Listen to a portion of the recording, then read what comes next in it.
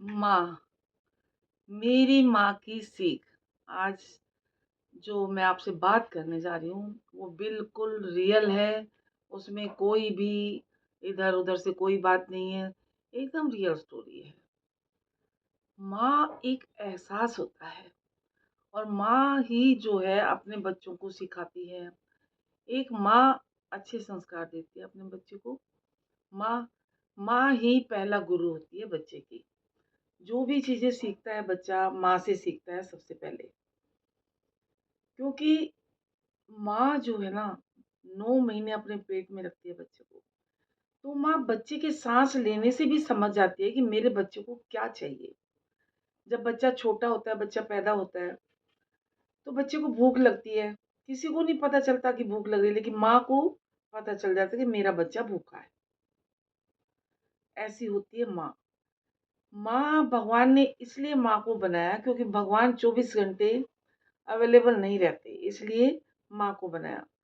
माँ जो है भगवान है, हमें इस दुनिया में लेकर आई है, माँ लेकर आई है। बाकी तो हमें नहीं पता कुछ भी। इसलिए माँ-बाप हमारे लिए भगवान है। भगवान से भी बड़ा दर्जा है क्योंकि 24 घंटे वो हमारे बारे में सोचते हैं। भगवान तो दुःख देते हैं, लेकिन माँ तो केवल सुख ही देती है। सुख के अलावा कुछ देती नहीं। अगर पूरी दुनिया में माँ अगर अपने बच्चों की किस्मत लिखती ना, तो कोई भी बच्चा दुखी नहीं रहता, हर बच्चा खुश रहता, हर बच्चे की किस्मत नंबर 1 होती। लेकिन ये तो भगवान ने अपने हाथ में रखा है। मेरी माँ ने मुझे हमेशा शुरू से ही सिखाया है धैर्य रखना। दूसरा, धैर्य इसलिए कि क्योंकि मुझ में ना पेशेंस बहुत कम है। मैं बहुत जल्दी वो हो जाती हूँ, अधीर हूँ। तो उन्होंने ये जब भी मैं कभी फ़ोन पे बातें करती हूँ, वो ये कहती, "धैर्य रखो, सब ठीक हो जाएगा।" टाइम लगता है हर एक चीज़ को ठीक होने में। तुम तो सोचती हो बस इधर रोटी रखी, इधर तुरंत एकदम से खा लो, ऐसा नहीं होता। धैर्य रखो हमेशा। तो माँ मुझे हमेशा धैर्य रखने के लिए बोलती थी। जब भी मैं कभी परेशान होती थी, माँ को फ़ोन करती थी, तो मेरी माँ हमेशा मुझे तुरंत बोलती। जब मैं नहीं मानती, थोड़ा डाँटती भी थी। अभी तक भी मेरी माँ हम लोगों को डाँटती थी, सभी बहन-भाई, तीनों बहन-भाइयों को। और किसी की हिम्मत नहीं है कि मेरी माँ को कोई जवाब दे दे। हमने आज तक अपनी माँ को कभी जवाब नहीं दिया। और एक आजकल की जनरेशन है, उनको तो आप बोलो तुरंत जवाब देंगे वो, तुरंत हाज़िर रहता है उनके पास जवाब। ख़ैर चलिए, माँ की बात करते हैं, जनरेशन की बात नहीं करते। जनरेशन की बात करेंगे तो पूरी रात हो जाएगी बोलते-बोलते। दूसरा, माँ ने सिखाया कि अपने आप से प्यार करो, क्योंकि जान है तो जहान है। अगर तुम अपना ध्यान नहीं रखोगी, तो दूसरों का ध्यान कैसे रखोगी? इसलिए सबसे पहले अपना ध्यान रखो, अपने आप से प्यार करो। जब तुम अपनी केयर खुद करोगी, तो तुम ठीक रहोगे, तुम्हारा स्वास्थ्य भी ठीक है। जब तुम्हारा अपना स्वास्थ्य ठीक नहीं हुआ, तो तुम दूसरों को कैसे देखोगे? कैसे बच्चों को देखोगे? इसलिए सबसे पहले अपना ध्यान रखो। अपना ध्यान रखना, आत्म-सम्मान दूसरा, सेल्फ रिस्पेक्ट। अगर वो मुझे यही हमेशा कहती थी, अगर कोई तुम्हारी इज़्ज़त नहीं करता, तो तुम उसको बार-बार मत वो करो।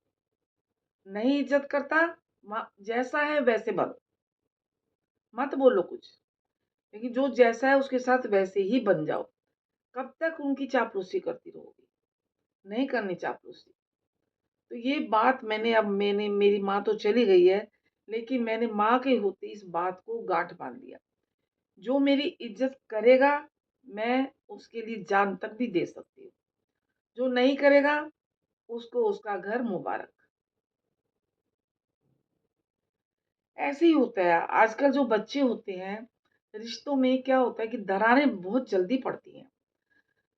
क्या होता है आजकल के जो बच्चे, बहुएँ, सास, ननद सभी पूरे सब लोग ना मतलब ज़्यादातर घरों में ऐसा ही होता है कि हम जो अब हमेशा क्या होता है ना, दूर के ढोल सुहावने, आपने सुना होगा ये, मेरी माँ मुहावरे बहुत बोलती थी। दूर के ढोल सुहावने मतलब जो रिश्ता दूर का होता है ना, वो सबको अच्छा लगता है। हर किसी को दूसरे की सास और दूसरे की बहू, नंद, भाभियाँ हर दूसरे के अच्छे लगते हैं। अपने कभी अच्छे नहीं लगते। अपने में हमेशा कमियाँ निकालते हैं। क्यों? क्योंकि उनके साथ हमेशा रहना है और बाकी जो दूसरे रिश्ते हैं उनके साथ कभी-कभी मिलना है और उनको क्या लेना-देना? दूसरे जो बाहर जो रिश्ते होते हैं, उनको थोड़ी मतलब होता है किसी से। उनको प्यार से मीठा-मीठा बोलना, मीठा-मीठा उसने बोलना बस। वही वाली बात है जैसे गर्लफ्रेंड और पत्नी। पत्नी को तो सारा घर की ज़िम्मेवारी है, पूरा घर चलाना है, पूरा मैनेज करना है, उसको देखना है और गर्लफ्रेंड को क्या लेना?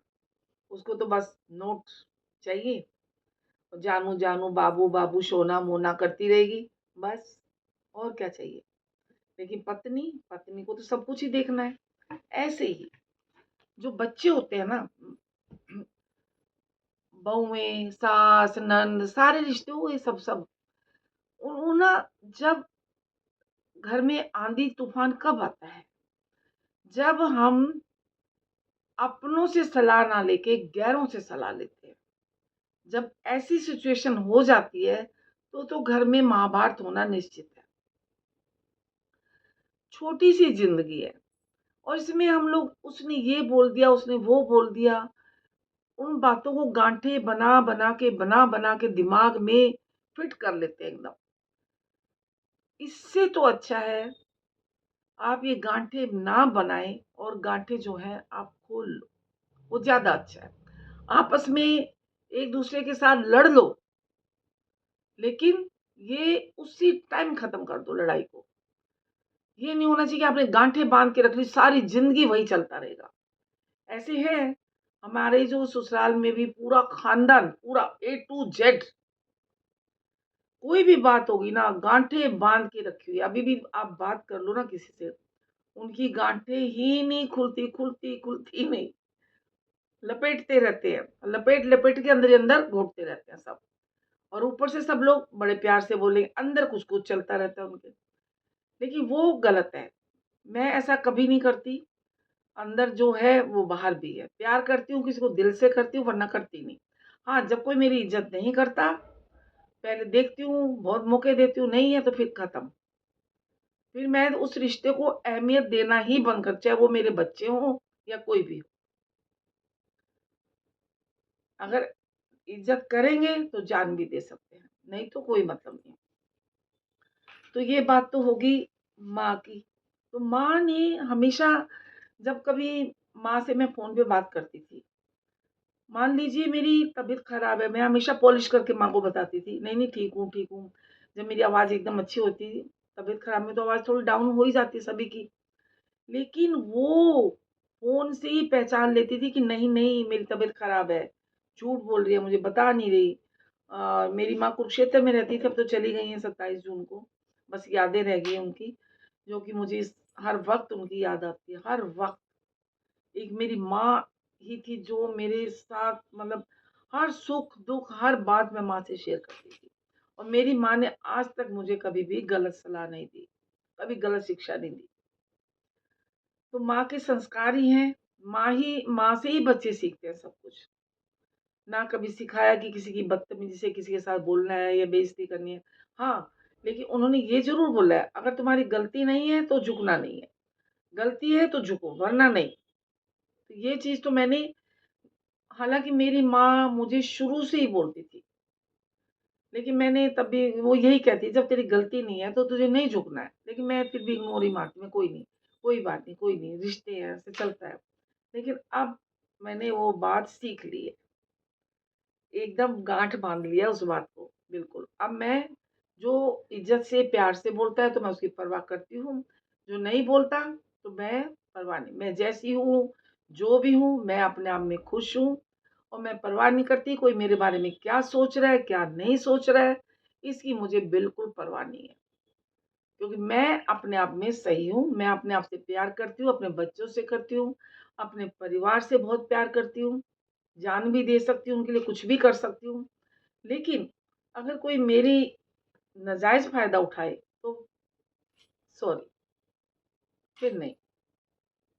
अब इतनी उम्र हो गई है, अब क्या कब तक हम चापलूसी करते रहेंगे? अब तो जाने के उस पर बैठे हुए हैं, हर रोज़ जो दिन मिल रहा है वो बोनस में मिल रहा है। अब थोड़ी है कि मुझे ये कि मैं कल, हो सकता है मैं कल रहूँ ही ना, तो कुछ नहीं पता, कुछ भी हो सकता है। एक पल में कुछ भी हो जाता है। मैं अपनी माँ से बातें कर रही हूँ, माँ को खाना खिला रही हूँ, उनके लिए रबड़ी बना रही हूँ और रात के 10 बजे चली गई वो। मुझे तो लग ही नहीं रहा था कि वो चली जाएँगी। तो इसलिए कुछ भी, कभी भी कुछ भी हो सकता है। इसलिए मुझे भी, मैं जो जी रही हूँ वो आज बस यही सोच के जी रही हूँ कि आज मेरा अंतिम दिन है। कल का नहीं पता क्या होने वाला है। इसलिए जो रिश्ते हैं, उनके लिए स्पेशली मैं बोल रही हूँ, चाहे कोई भी क्यों ना हो, अपनी बातें दिमाग में लपेट के मत रखो, गाँठें मत बनाओ, क्योंकि ये रिश्ते ऐसे हैं कि कभी दूर नहीं हो सकते। नाखून से मांस कभी अलग नहीं होता। मैं माँ हूँ, माँ रहूँगी, सास हूँ, सास ही रहूँगी और आप लोग मेरे बच्चे हैं, बहू हैं तो वही रहोगे, रिश्ता वही रहेगा। चाहे आप कहीं भी जा लो, कहीं कर लो, किसी से सलाह ले लो, ना ले लो, रहोगे मेरे ही। अपने सास-ससुर के रहोगे, अपने माँ-बाप के रहोगे, दूसरों के थोड़ी ना बन जाओगे। अब आप सोचो मैं मेरे बच्चे से मुझे दूर कर ले तो नहीं कर सकते, मेरा बच्चा मेरा ही रहेगा। तो ये सभी के लिए है। अभी देखो माँ-बाप बेचारे तड़पते हैं, है ना? मैंने बहुतों को देखा, बहुत, बहुत देखती हूँ। जब मैं वॉक करने जाती हूँ पार्क में, बहुत लोग मुझे ऐसे मिलते हैं, बहुत दुखी होते हैं और मेरा दिल करता है कि मैं उनके लिए पता नहीं क्या कर दूँ। जो अपने माँ-बाप की इज़्ज़त नहीं कर सकता, वो दुनिया में किसी की भी नहीं कर सकता। इसलिए माँ-बाप की अपनी सभी से मेरी रिक्वेस्ट है कि अपने माँ-बाप की सेवा करो, जीते जी ही स्वर्ग है, मरने के बाद अब हलवा-पूरी बाँटो तो कोई उसको देखने नहीं आता है। जो करना है जीते जी कर लो और उनकी इज़्ज़त करो, प्यार करो, उनके पास बैठो, उनसे बातचीत करो, उनको क्या चाहिए? उनका जो कुछ है वो भी सब तुम्हारा ही है। तो आप लोगों को ये वीडियो कैसी लगी? अच्छी लगी, लाइक करिए, नहीं अच्छी लगी तो मत देखिए और चैनल पर अगर नए हैं तो सब्सक्राइब करना ना भूलें। ऐसी और रियल स्टोरी सुनने के लिए, नई-नई मेरी अपनी रेसिपी 1 की नई-नई रेसिपी, नए-नए अनुभव के लिए, सच्ची कहानियाँ जो दिल से निकलती है वो मैं आपको बता रही हूँ। जो वृद्धाश्रम में इतने लोग हैं, इतने पड़े हैं माँ-बाप, आप बताइए उनका क्या हाल होगा? क्या वो दुआएँ देंगे अपने बच्चों को? लेकिन माँ तो फिर भी बददुआ नहीं देती है। लेकिन उनकी आत्मा कितनी तड़पती है अपने बच्चों से दूर रह के। क्या उनका दिल नहीं करता घर में आने को? सोचिए ज़रा, इस बात पर गौर कीजिए। जिन्होंने अपने माँ-बाप को वृद्धाश्रम में डाला है, प्लीज़ गौर कीजिए, अपने पास रखिए। माँ तो खुद भूखी रह के अपने 10-10 बच्चों को पाल लेती है, लेकिन माँ, बच्चों से एक माँ-बाप नहीं पलते। क्या ज़माना आ गया। सोचिए इस पर, गौर कीजिए और वीडियो अच्छी लगी तो कमेंट करके ज़रूर बताइएगा। फिर मिलते हैं एक नई वीडियो में, तब तक के लिए हर हर महादेव, बाय-बाय। जय श्री राम, जय गुरु जी। फिर मिलते हैं एक नई वीडियो में, नई रेसिपी के साथ।